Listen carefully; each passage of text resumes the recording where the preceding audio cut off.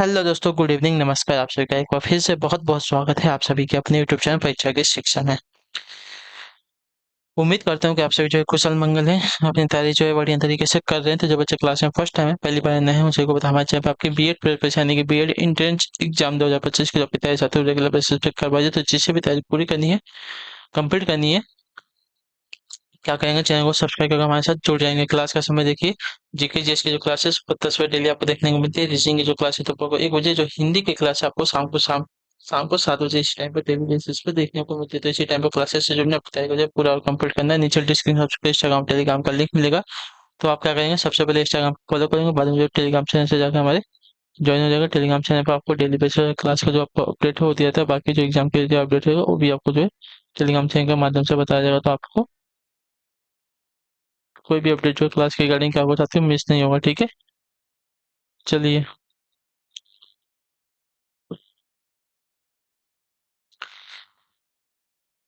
तो class start करते हैं। क्लास स्टार्ट करने से पहले सभी से रिक्वेस्ट है, जिसने अभी तक क्लास को लाइक नहीं है, क्लास को एक लाइक कर देंगे, क्लास को अपने दोस्तों के साथ शेयर कर देंगे, और जिसने अभी तक चैनल को सब्सक्राइब नहीं किया वो भी सब्सक्राइब कर लेंगे, ठीक है।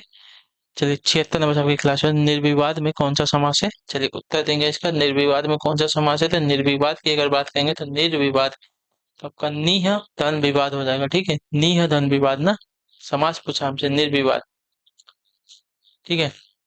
तो जिसमें पहला पद आपका प्रधान होता है और पूरा पद आपका अव्यय होता है, आपका अव्ययीभाव समास कहलाता है, ठीक है। तो आपका अव्ययीभाव समास का हो जाएगा, जो ऑप्शन दिया गया है बी वाला ऑप्शन आपका राइट आंसर हो जाएगा, ठीक है। क्लियर सभी को? निर्विवाद में आपका ऑप्शन नंबर बी राइट हो जाएगा, अव्ययीभाव समास है। अगले क्वेश्चन की तरफ बढ़ेंगे। 77 माता पिता में कौन सा समास है? माता पिता, देखिए यहाँ पे योजक का चिन्ह भी है, तो माता पिता दोनों पद प्रधान है यहाँ पे, तो आपका द्वंद्व समास है। ऑप्शन नंबर बी जो दिया गया आपका राइट आंसर हो जाएगा, ठीक है। चलिए, अगले क्वेश्चन की तरफ बढ़ेंगे, ध्यान से देखेंगे। आपका 78 नंबर, कर्मधारय समास का उदाहरण नहीं है, कौन सा बताइए? परमाणु, चतुरानन, सदाशय, भवसागर। चतुरानन, चतुर है आनंद जिसके, यानी कि ब्रह्मा की बात हो रही है, तो यहाँ पे आपका बहुब्रीहि समास है, आपका कर्मधारय समास का उदाहरण नहीं है, ठीक है। चतुरानन, वह जिनके चार मुख, यानी कि ब्रह्मा, ठीक है। अगले क्वेश्चन की तरफ बढ़ेंगे। आपका 79, दिए गए वाक्यों में से रिक्त स्थान भरने के लिए चार विकल्प दिए गए, इनमें से जो उचित विकल्प चुनिए, ठीक है। चलिए तो देखते हैं। वर्तमान रिक्त स्थान में भी महात्मा गांधी के विचारों का महत्व है क्या? व्यवस्था, संदर्भ, घटनाओं या परंपरा? तो बताइए।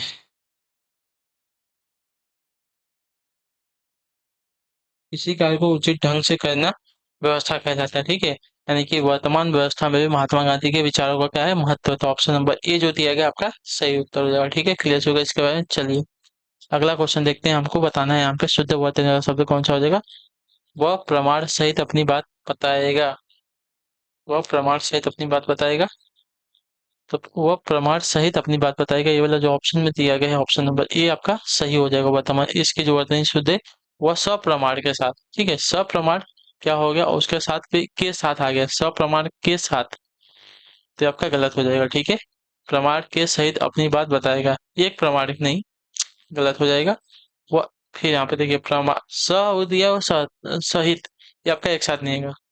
प्रमाण सहित आएगा या तो सप्रमाण आएगा, ठीक है। वह सप्रमाण अपनी बात बताएगा, सहित नहीं आता तो ये बात जो है वाक्य आपका करेक्ट होगा, लेकिन वह सह सहित बोला है, सप्रमाण सहित बोला है, तो आपका गलत हो जाएगा, ठीक है। चलिए, क्वेश्चन नंबर 81 क्या देगा, इसमें हमको बताना है कौन सी वर्तनी शुद्ध हो जाएगी 81 पे, ठीक है। ध्यान से एक एक वर्तनी को पढ़िए और उत्तर देने की कोशिश कीजिए, ठीक है। चलिए, क्या देगा, इस ग्रंथ का निर्माण जो है तुलसीदास ने किया है। समाज की वर्तमान दशा जो है चिंताजनक है, ठीक है। ये वाला वाक्य जो दिया गया है ऑप्शन नंबर बी वाला आपका यहाँ पे शुद्ध हो जाएगा, ठीक है। देखिए क्या बोला है,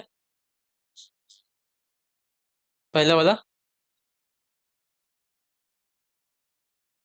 इस ग्रंथ की, इस ग्रंथ का निर्माण नहीं, इस ग्रंथ की रचना होगा, ठीक है। ग्रंथ का निर्माण नहीं होता, रचना होता है, ठीक है। क्लियर है? तो इतना देख लीजिए। उसके बाद 1 मिनट बस मुझे दीजिए। चलिए, मैंने तरह तरह के रेशम के कपड़े पसंद किए, तो मैंने तरह तरह के, मैंने नहीं होगा, मुझे। ठीक है, यहाँ पे मैंने जो है आपका गलत हो जाएगा। ठीक है, चलिए, तुम्हारी दृष्टि अपनी पुस्तक में होनी चाहिए। ठीक है, तो यहाँ पे आपका तुम्हारी पुस्तक जो दिया गया है गलत हो जाएगा। ठीक है, यहाँ पे ए गलत है और यहाँ पे निर्माण गलत है। ठीक है, समाज की वर्तमान दशा चिंताजनक है, आपका शुद्ध वाक्य। ठीक है, चलिए इस पे उत्तर देंगे। इसमें कौन सी बतानी आपकी जो दी गई है शुद्ध है साथियों। ठीक है, चलिए जल्दी से उत्तर देंगे इसका। देखिए बताइए।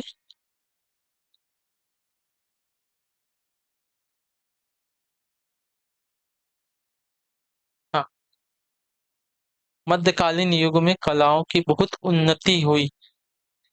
साहब ने कहा कि किसी को अंदर न जाने दिया जाए, ये वाला वाक्य जो दिया गया आपका शुद्ध हो जाएगा। ठीक है, क्लियर सही को। मध्यकालीन युग में कलाओं, मध्यकालीन बोला है ना, तो मध्यकाल होगा यहाँ पे। ठीक है, मध्यकालीन नहीं होगा, मध्यकाल होगा। ठीक है, इस समय, तो इस समय नहीं होगा, इस समय मोहन की आयु जो बोला है ना, तो इस समय मोहन की आयु नहीं उम्र होगा। ठीक है, इस समय मोहन की उम्र जो है 20 वर्ष है।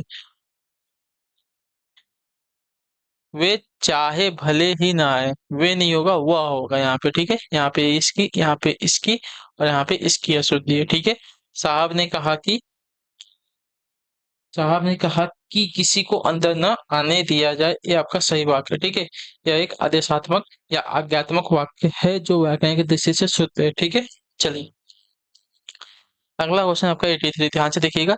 सूर्योदय हुआ और चिड़िया चहचहाने लगी, यह जो है किस तरह का वाक्य है। सूर्योदय हुआ, ठीक है, ये प्रथम वाक्य, और चिड़िया चहचहाने लगी यानी कि दूसरा वाक्य हो गया। और यहाँ पे क्या है, दूसरा वाक्य जोड़ने का काम कर रहा है, और तो आपका संयुक्त वाक्य हो जाएगा। ठीक है, क्लियर हो गया इसके बारे में। चलिए,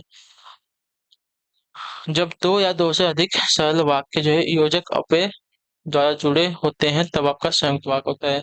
ठीक है, अगले क्वेश्चन की तरफ बढ़ेंगे। आपका है 84 नंबर। अंश शब्द का अर्थ क्या हो जाएगा। तो अंश, अंश का शब्द आपका यहाँ पे अगर देखा जाएगा साथियों,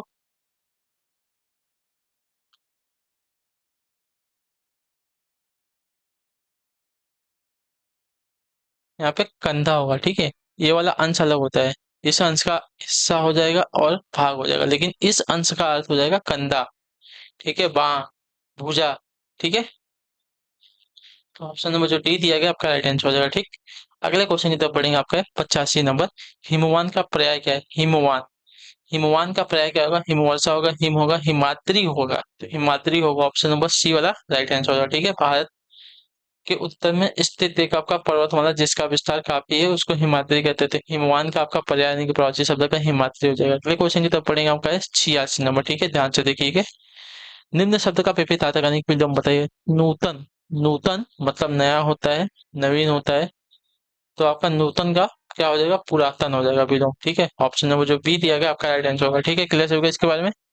नूतन का हमको क्या विलोम बताना है ना, नूतन का नवीन नया होता है। ठीक है, ठीक है, तो इसका जो विलोम होगा विपरीतार्थक शब्द हो जाएगा पुरातन हो जाएगा। अगले क्वेश्चन की तो बढ़ेंगे 87 87 नंबर। ठीक है, निम्न शब्द का विपरीत यानी कि विलोम मत बताइए। अशांत, अशांत का विपरीतार्थक शब्द क्या हो जाएगा। चलिए, तो अशांत का विपरीतार्थक शब्द अगर देखेंगे तो अशांत का अर्थ होता है शांति रहित, बेचैन। ठीक है, तो इसका विलोम आपका हो जाएगा साथियों शांत। ठीक है, ऑप्शन नंबर डी जो दिएगा आपका राइट आंसर हो जाएगा। ठीक है, अगले क्वेश्चन की तरफ बढ़ेंगे। आपका है 88 नंबर।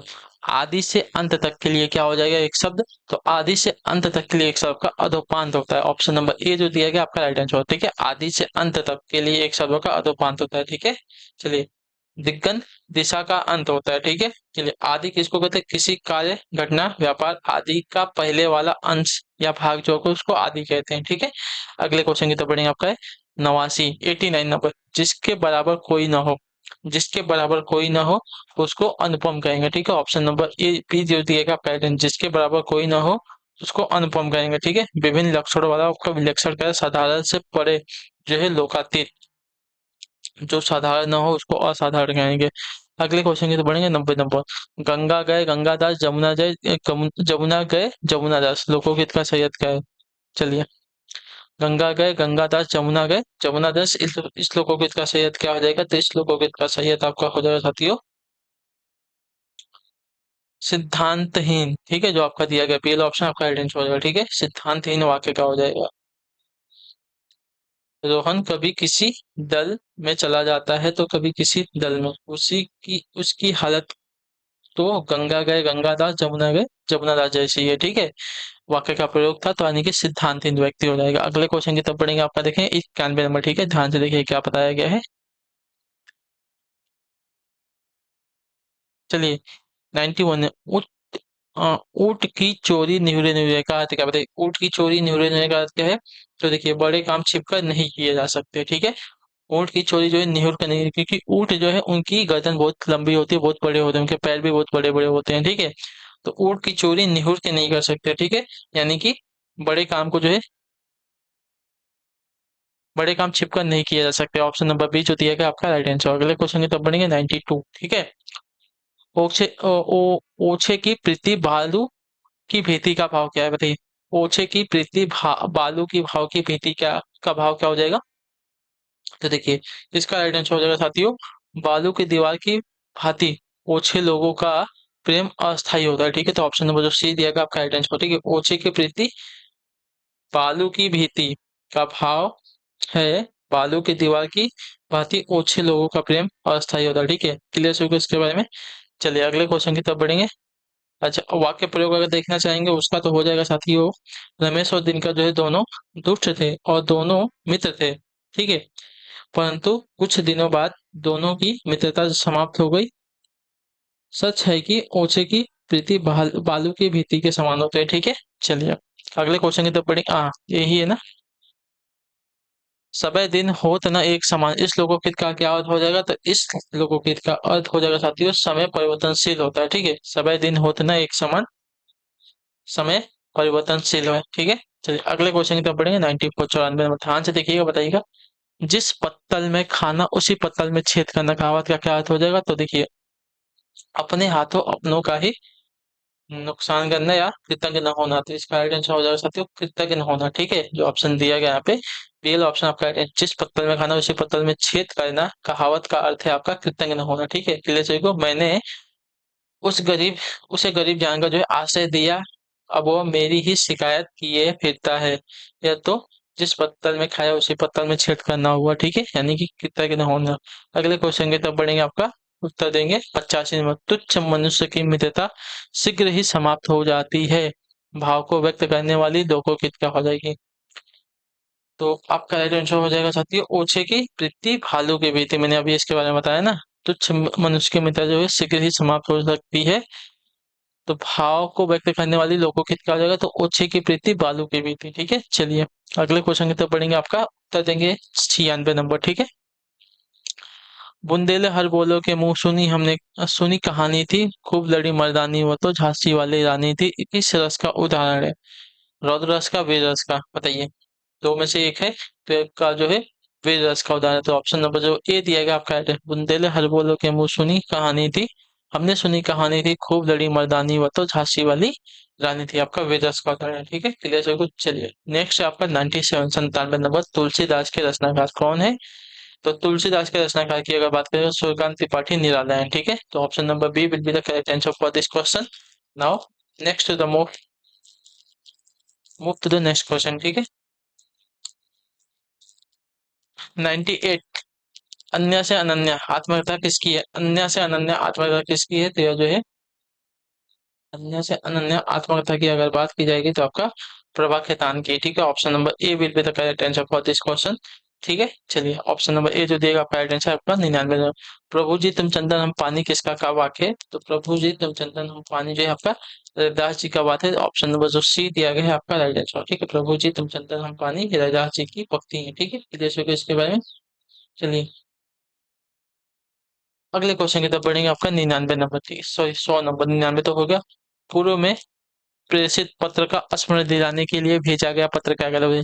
पूर्व में प्रेषित पत्र का स्मरण दिलाने के लिए भेजा गया पत्र क्या कहलाता है। तो उसको है अनुस्मारक कहता है। तो ऑप्शन नंबर सी जो दिएगा आपका राइट आंसर होगा। ठीक है, क्लियर होगा इसका। चलिए तो इसी के साथ जो आपकी क्लास है आज की यहाँ पे पूरी कंप्लीट होती है। आई होप कि आपको क्लास जो अच्छी लगी, अच्छी क्लास को लाइक कर, चैनल पर चैनल को सब्सक्राइब और हमें जो कमेंट में क्लास का जो क्लास के बाकी आपको कोई डाउट है, कोई क्वेश्चन है, कोई क्वेरी है, तो आप हमें जो कमेंट पर करके पूछे, आपको इसका आंसर दे। हम आपसे मिलते हैं आपकी अगली क्लास में, तब तक डाटा पाए बचे हिंद जय बात। आपसे क्लास से जुड़ने के लिए बहुत बहुत धन्यवाद साथियों।